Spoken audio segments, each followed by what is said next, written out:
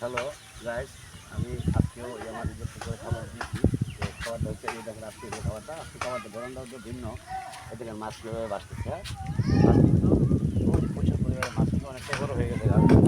মাছটি যে বড়ো হয়েছে আসলে পরিশ্রম করতে অনেক, আর পরিশ্রম খাওয়ানো আছে তো এই আসলে তো এই মাছের মধ্যে ব্যবসা আছে। আর অনেকে মনে করেন যে মাছের মধ্যে কোনো ব্যবসা নাই। আসলে যদি সঠিকভাবে চাষ করেন এবং রক্ষণাবেক্ষণ করেন তা মাছের মধ্যে প্রচুর ব্যবসা আছে। অনেকে দেখবেন এই সমাজে সুদ করে ভরা 1 লাখ টাকা রায় নেবো 6 মাস পরে 1.5 লাখ টাকা দেয়, 1.5 টাকা। আরে ভাই, এই সুদ না খায়া, হারাম না খায়া, হ্যাঁ, ওই জাহান নামের রাস্তা না খুঁজিয়া আপনি যদি 1 লাখ টাকার মাছ চালেন, তাহলে দেখা গেল কি এই 1 লাখ টাকার মাছে আপনি 3 লাখ টাকা 4 লাখ টাকা 6 মাস পরে আসবে। আপনারা মাছ চাষ করেন বেশি করে।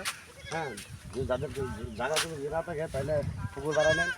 পুকুর বাড়াও যদি না থাকে তাহলে আপনি মনে করেন বাসা হিসাবে যেভাবে আমরা মাছ চাষ করি 1 লক্ষ টাকা যদি আপনি পুঁজি করেন পুকুরের মধ্যে বছরে 3 লক্ষ টাকা আসবে, তাহলে আপনার সুদ কেন খাইতে হয়? ব্যাংকের লোক সুদ হচ্ছে, আপনি সুদ খাবেন কেন? এই যে জানেন আমাদের মাছের যে অবস্থা, বর্তমান অবস্থা আলহামদুলিল্লাহ অনেকটা ভালো। আপনি আমাদের জবাবেন। আর এরকম ধরনের ভিডিও দেখতে গেলে আমার চ্যানেলে আপনার লাইক করবেন, কমেন্টস করবেন, সাবস্ক্রাইব করবেন এবং ফলো করে আমার পাশে থাকবেন ইনশাল্লাহ। আসসালামু আলাইকুম।